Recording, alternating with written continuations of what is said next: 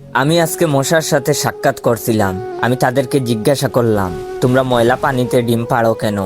মশা বলল, কারণ ভালো পানিতে ডিম পারলে মানুষ সিদ্ধ করে খেয়ে নিতে পারে।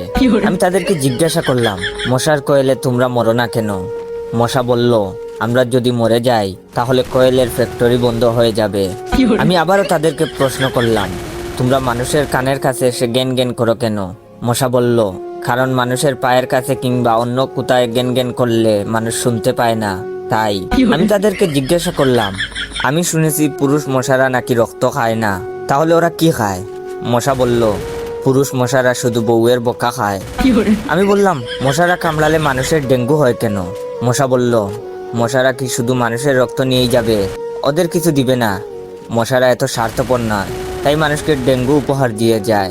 মশার সাথে সাক্ষাৎ করার পর আমি মশার উপর রিসার্চ করলাম।